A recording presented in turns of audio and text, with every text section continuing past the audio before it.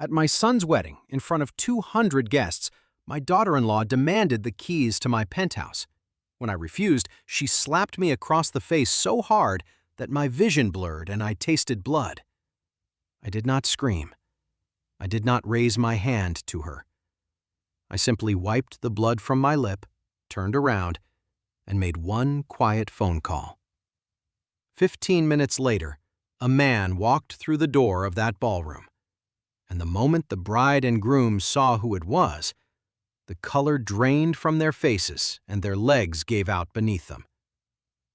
Before I tell you how I taught my ungrateful son and his greedy wife a $2 million lesson, please hit the like button and subscribe, and tell me in the comments which city you are watching from tonight. Your support helps an old man share his story. One honest note before we begin. This story is a work of fiction. The voice you are hearing and the images you are seeing are AI-assisted. Names, places, and events are invented for storytelling. Any resemblance to real people is purely coincidental. But the lessons about family, betrayal, and quiet strength are very real. Now, let us begin. My name is Vincent Barone, but everyone in Philadelphia just calls me Vince. I am 70 years old, and for 40 years I worked as a general contractor building the skyline of this city with my own two hands, one steel beam and one concrete pour at a time. I thought I had built a strong foundation for my family, too. I was wrong. The silence in the grand ballroom that night was heavy enough to crush a man. Just seconds before, the air had been full of jazz and clinking champagne. Now, the only sound I could hear was a high ringing in my left ear, and my cheek was on fire, and there was copper in my mouth. My own daughter-in-law, Whitney, had just struck me across the face in front of everyone I knew. She stood there on the stage, her chest heaving under a $12,000 designer gown that I had paid for, her face twisted into a mask of raw, ugly rage. She still had the microphone in her hand, so her voice echoed off the high ceilings. "Give me the keys, you selfish old man!" she screamed, jabbing a manicured finger at my chest. "You promised us the penthouse. It is our wedding gift. Stop being senile and hand them over, right now!" I stood, frozen near the wedding cake, a glass of wine trembling in my hand, not from fear, but from a cold, spreading shock. 200 guests were staring at me, my business partners, my neighbors, old friends from the union halls, and in their eyes I saw the worst thing a proud man can see: pity. They were whispering behind their hands, "Poor Vince, he must be losing his mind. The bride is just stressed." I looked at Whitney. I looked at the diamond necklace around her throat, the one that had belonged to my late wife Rosa. I had clasped it around her neck myself that very morning as a gesture of welcome and love. Now, it looked like a string of pearls draped on a snake. That necklace was the last thing Rosa ever wore. She had it on the evening she died, in the bed we shared in that penthouse, and for years afterward, I kept it in a velvet box in my dresser, taking it out sometimes just to hold it and remember the warmth of her throat under my hands the night I first clasped it there, more than 40 years before. And that very morning, before the wedding, I had made what I believed was the most loving decision a man could make. I had given Rosa's necklace to Whitney, welcoming her into the family, telling her that Rosa would have wanted the next woman of the house to wear it. Whitney had cried the perfect tears and hugged me and called me the sweetest man alive. 6 hours later, she was wearing my dead wife's diamonds while she screamed at me to be shipped off to a facility so she could take my home. I had placed the most precious thing I owned around the neck of a woman who wanted me in the ground. "Whitney," I said, my voice calm but rough, "why are you doing this? We never discussed this. That penthouse is my home. It is the only thing I kept." She laughed, and the sound was sharp and cruel. Your home? You are 70 years old, Vince.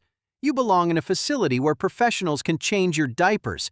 You already agreed to move out. You signed the papers. Do not try to weasel out of it now just because your brain is turning to mush.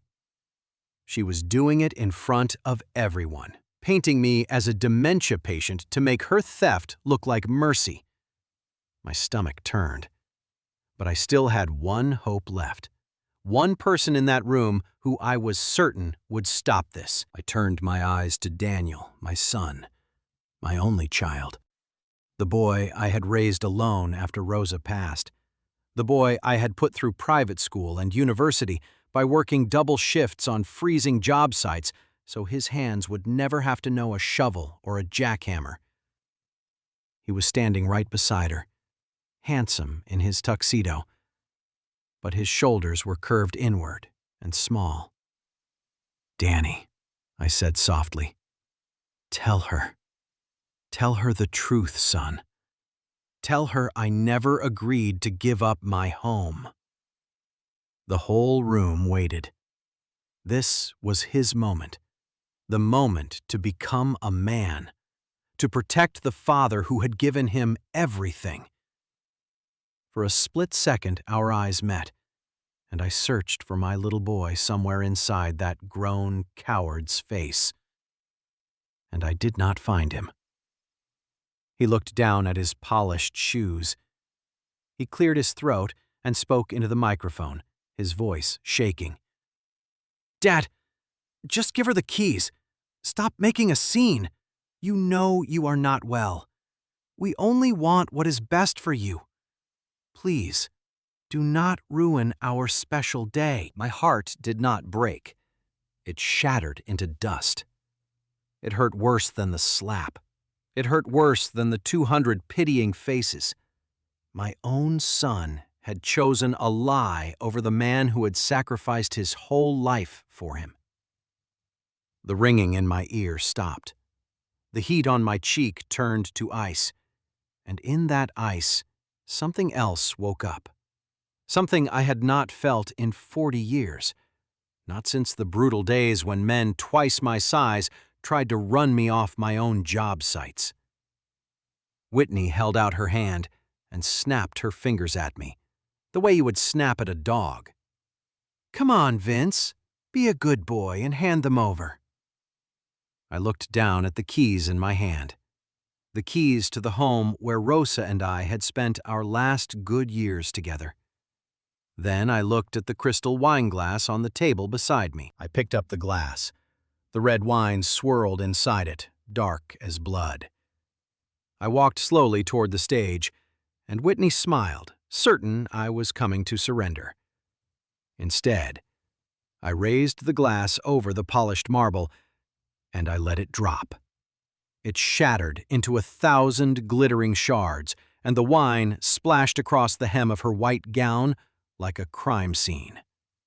The room gasped, and in the ringing silence that followed, I looked her dead in the eye, and I did not shout. I simply said, "That is the only thing you will ever get from me." Then I turned my back on her, on my son, on 200 staring faces, and I walked out of that ballroom with my head high. But before I reached the doors, I stopped in the quiet hallway. I took out my phone, and I made the one call that would bring their whole world down. I will tell you who I called, and who walked through that door 15 minutes later. But first, you have to understand what they had already done to me, and what I had built long before either of them was born. I drove out of that hotel with the wine still drying on my hands, and I did not cry. I have cried exactly twice in my adult life, once when Rosa said yes to me, and once when she left me. And this was not going to be the third. Instead, as the city lights slid past my truck window, I felt something old and hard settle back into place inside my chest. like a keystone dropping into an arch. For 30 years, I had been only a father, soft and generous and blind.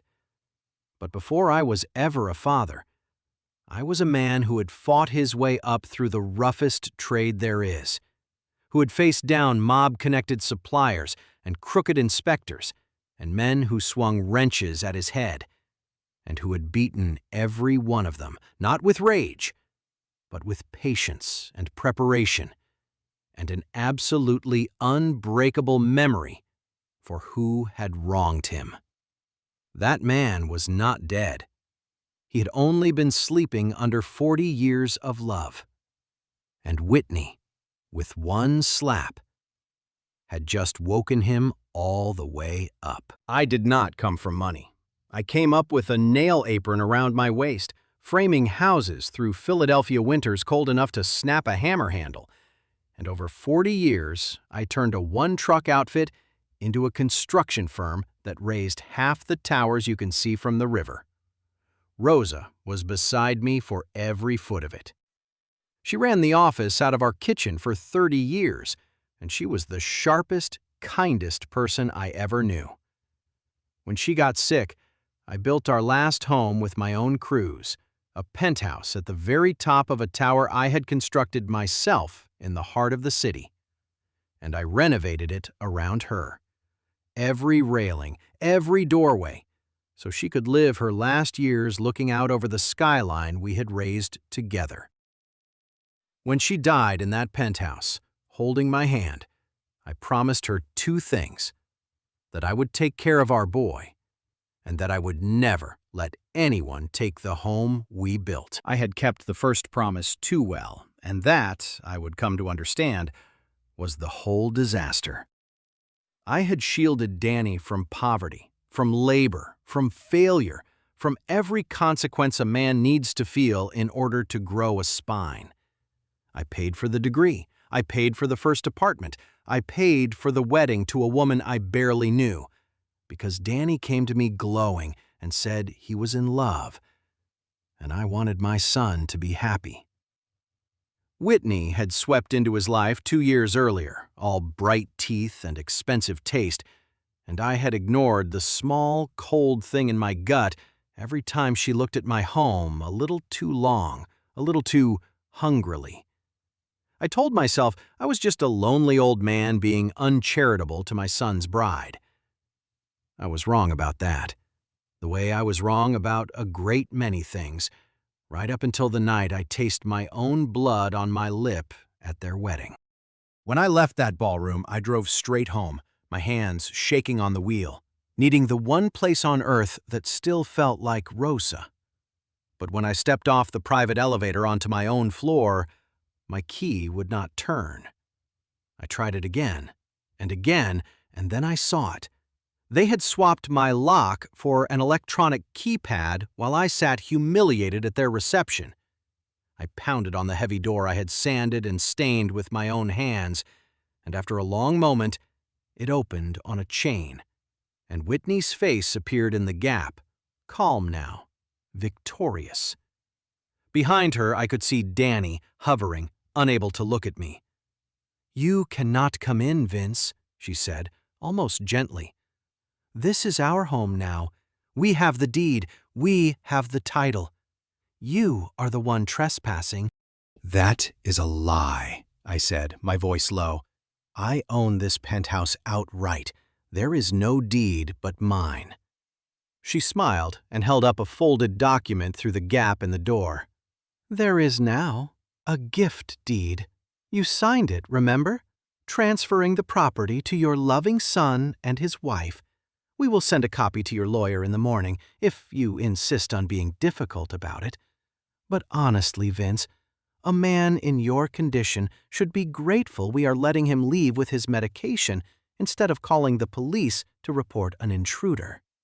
She slid a small paper bag of my pill bottles through the gap, and then she shut the door in my face, and I heard the electronic bolt slide home with a soft, final click. I stood in the hallway of the building I had built, locked out of my own home by a forged piece of paper, and for one moment, The humiliation was so total, I nearly fell to my knees. But I did not break in. I am not a stupid man. If I forced that door, if I made a scene in the lobby, I would be the confused, aggressive old man the police report described, and they would have me committed by morning. So I turned and walked back to the elevator, and I drove my old work truck down to the parking garage 2 levels below, and I sat there in the dark, breathing. And as I sat there, 40 years of building rose up in my memory, and I remembered a simple truth that Whitney and Danny had never once considered. I did not just live in that tower. I built it. Every wire, every camera, every system in it had been installed under my direction. And when I renovated that penthouse for Rosa, I had not put in some cheap consumer alarm. I had installed a professional-grade building system, the kind I used to monitor my own job sites for theft, with cameras and microphones and a master control that answered to exactly one account. Mine. I opened my laptop right there in the truck, logged into the system I had never told them existed, and the interior of my own penthouse bloomed onto the screen in crisp, silent video. For a moment, I just sat there and stared at the image of my own living room, at the couch where Rosa used to read, at the mantel where her painting had hung, and a strange, sick vertigo washed over me, because I was a ghost in my own house, watching strangers move through the rooms of my life. It felt like a violation to look. And then I remembered that they had forged my name and locked me out, and handed me a bag of pills like I was a stray they were tolerating, and the guilt burned away. I had built this system years ago for one reason, because job site theft had nearly bankrupted me in my 30s, and I swore never again to be a man who did not know what happened inside walls he had paid for. Whitney thought she had taken my home. She had no idea she had moved into a glass box with my eyes in every corner of it. And what I saw over the next hour turned my grief into something cold and permanent. I watched them celebrate. I watched Whitney pour champagne and dance around my kitchen island in her wine-stained gown. And then I watched her open one of the pill bottles she had so kindly handed me, the bottle for my heart.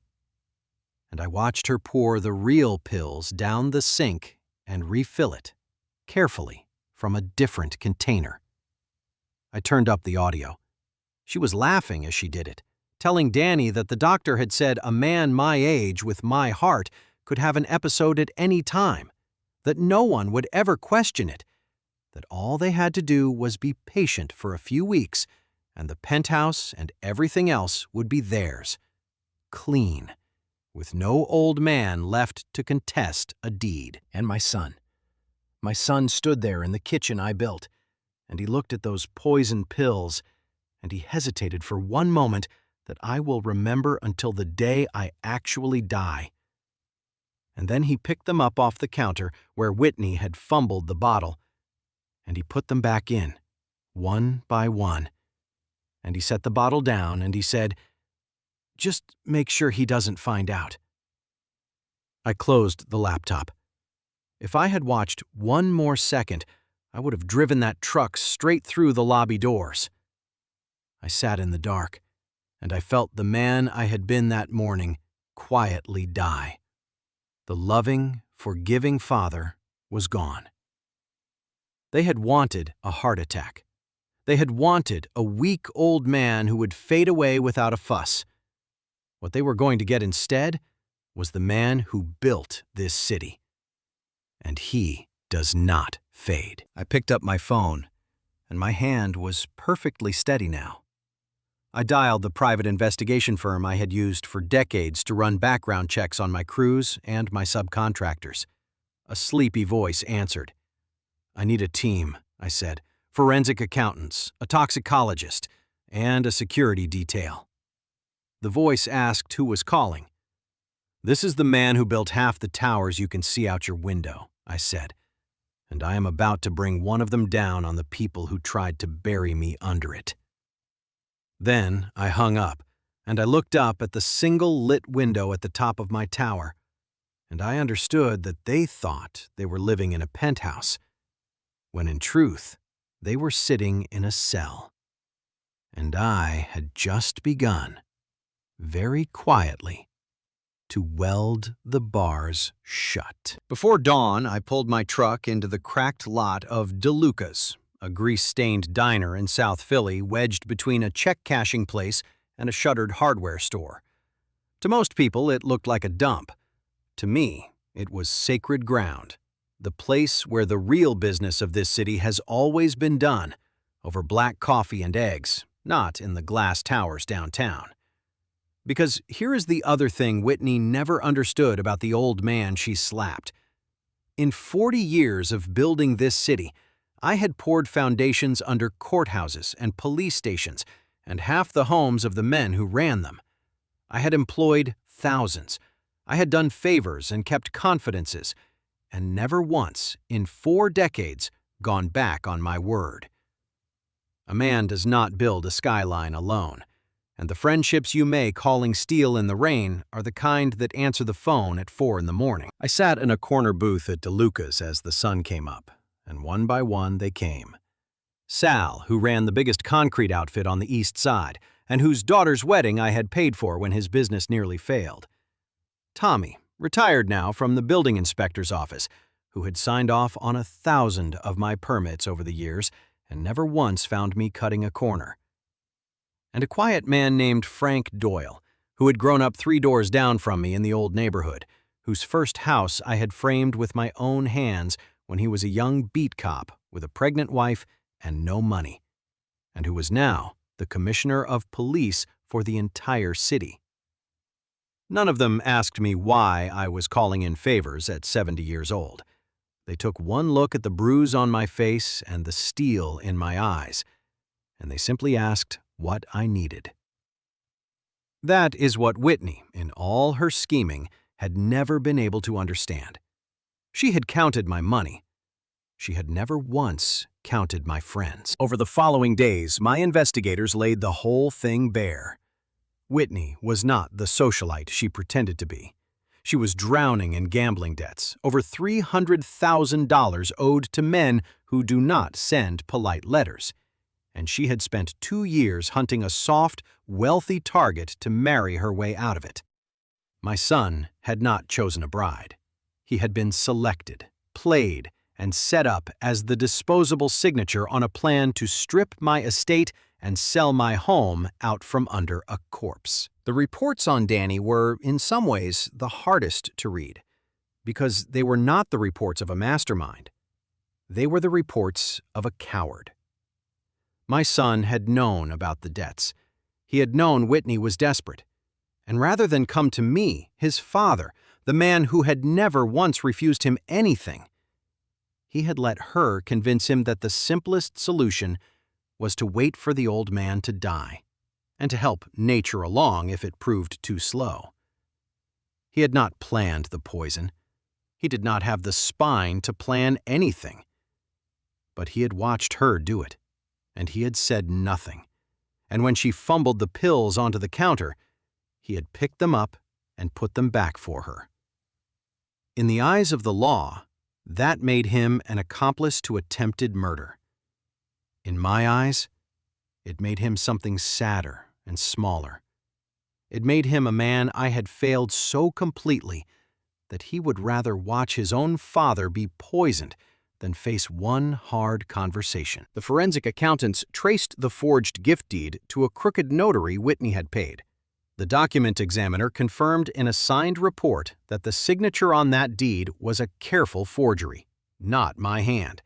And any man who has spent his life signing steel contracts knows his own signature like his own heartbeat.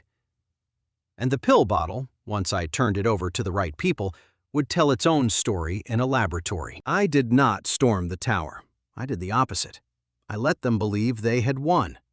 I let Whitney parade around my penthouse for another week, planning her mortgage, spending money she did not have against a home she did not own, while every camera I had installed recorded her doing it. My lawyer prepared the filings. My old friend, the police commissioner, a man whose first house I had framed 30 years earlier, quietly opened a file. And a justice of the state Supreme Court, a man I had known since we were both young and poor, reviewed the evidence and agreed that when the moment came, he would sign what needed signing, and if it suited him, deliver it in person.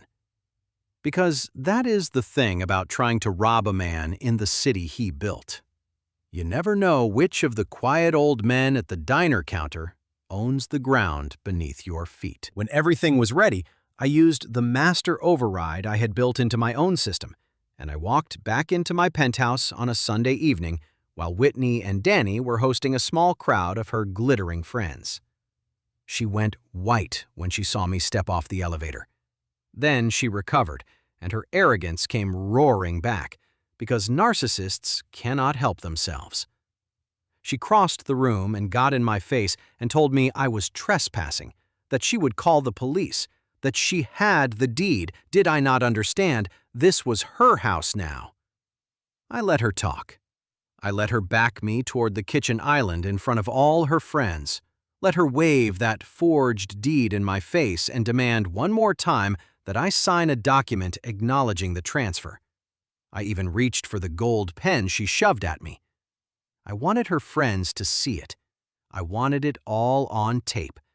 And thanks to the small recorder pinned to my lapel, it was. And then the elevator opened, and the door to my home swung wide, and the man I had called walked in. This was the moment I had described to you at the very beginning, the promise I made before I told you any of the rest. One phone call and 15 minutes, and a man at the door who would bring them to their knees. It had simply taken a little longer than 15 minutes, and a little more than one man, because a thing worth doing properly is worth doing all the way.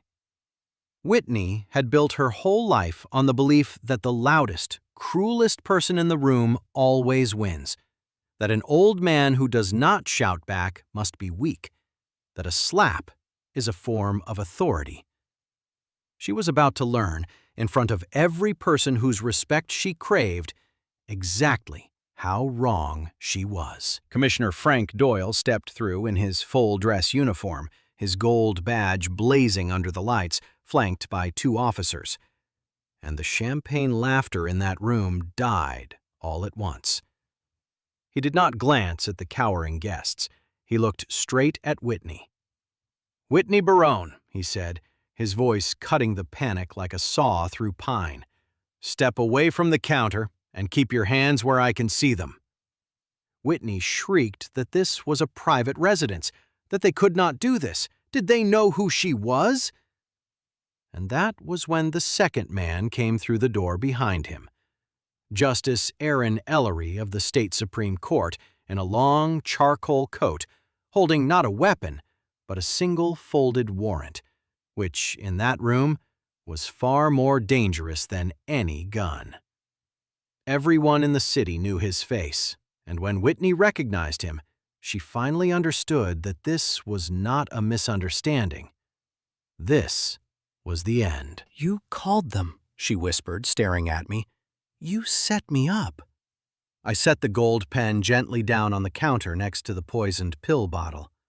"I did not set you up, Whitney," I said, my voice carrying clear over the sobbing of her friends. "You set yourself up. I only turned on the lights." She screamed that she was pregnant, that they could not touch her, and the room froze. And for one instant, even I felt a flicker of doubt. But Justice Ellery did not blink. "We pulled your medical records this morning as part of the investigation, Mrs. Barone," he said coldly. "You are not pregnant, but you are under arrest." An officer took her arm, and the sound of the handcuffs closing was the sweetest sound I have heard in years. She thrashed and swore it was all a joke. The pills were a prank. "Tell them, Vince." I stepped close so she had to look at the bruise on my cheek that she had put there. "It was not a joke when you slapped me," I said quietly. "It was not a joke when you forged my name. And it was certainly not a joke when you poured my heart medicine down my sink and replaced it with poison." I picked up the orange pill bottle and handed it to Commissioner Doyle. "Evidence, Frank," I said, "and it is all on tape. Every word she said in this apartment for the last week, every threat, every plan to sell my home to pay her loan sharks." The last of the fight drained out of Whitney's body. As the officers marched her toward the door, her glittering friends scrambled out of her path as though she were contagious, staring at the woman they had spent all night trying to impress with open disgust. She was no longer the queen of anything. She was a pariah. "Vince," she wailed as they pulled her through the foyer. "Vince, please, I am family." I turned my back on her and looked instead at the small painting of Rosa I had rescued and rehung on the mantel.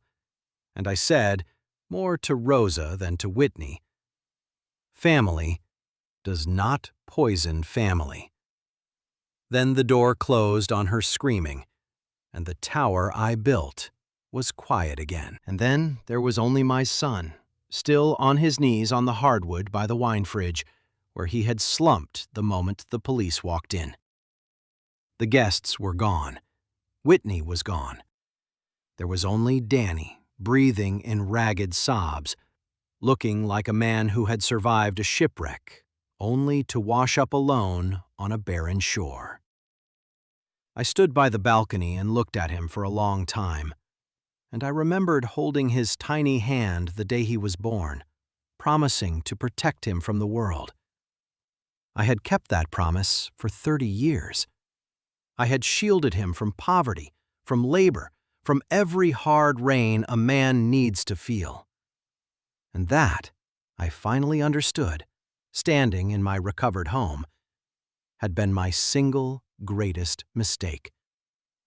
By sheltering him from every storm, I had never once taught him how to build a roof. I want to be honest with you, because there is no point in a story like this if the man telling it lies about himself. Some part of what happened to me I built with my own hands, the same as I built the tower we were standing in. I had loved my son so much and grieved his mother so hard that I turned him into exactly the kind of man who could be captured by a woman like Whitney. I gave him everything and asked nothing. And a person who is given everything and asked nothing learns, deep down, that he is owed. I had poured him a foundation of pure indulgence, and I acted shocked when the structure that rose on it had no strength in it at all.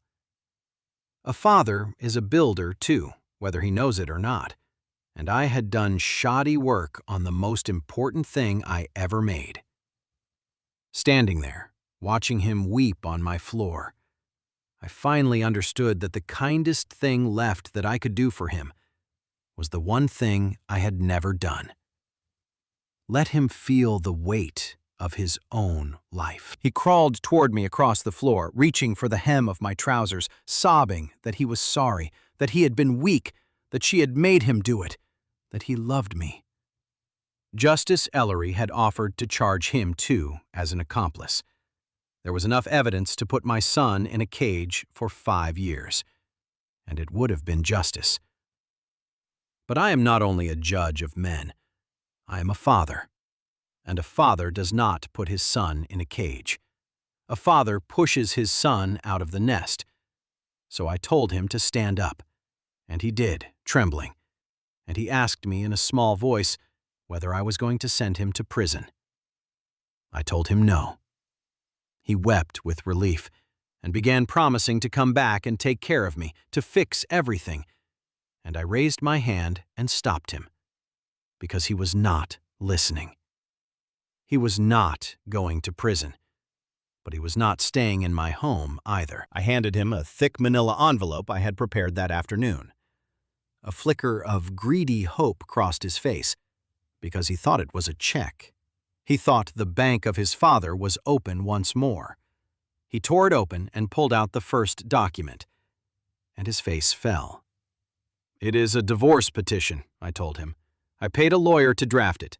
It separates your finances from Whitney's debts. It saves you from the loan sharks she owes.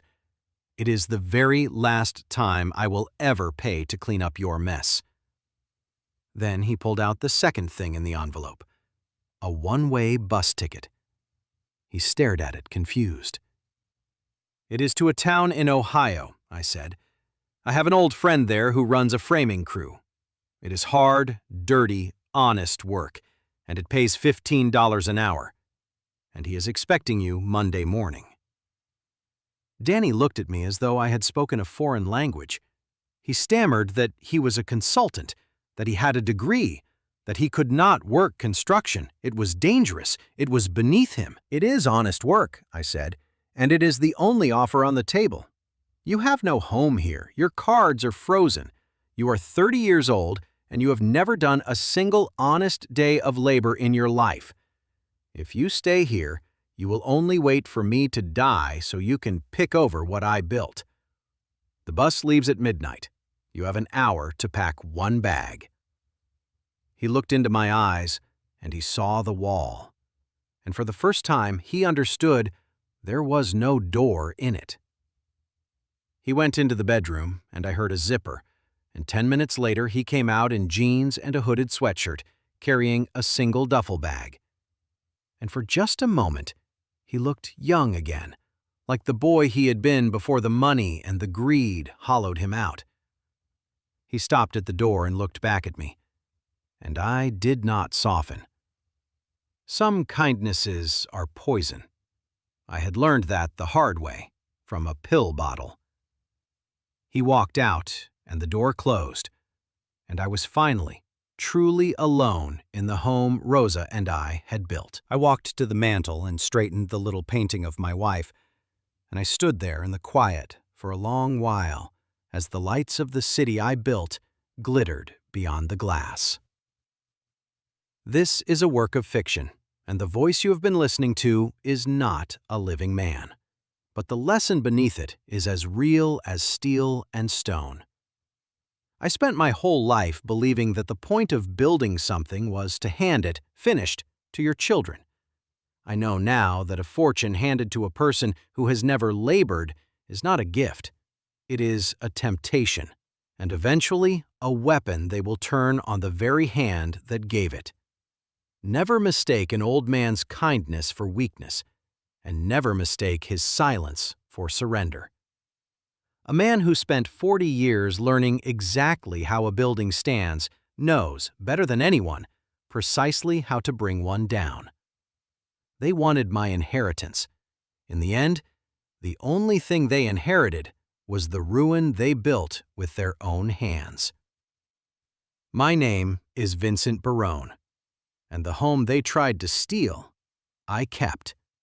And I will live out my days in it, at peace, at the top of a city that still answers to me.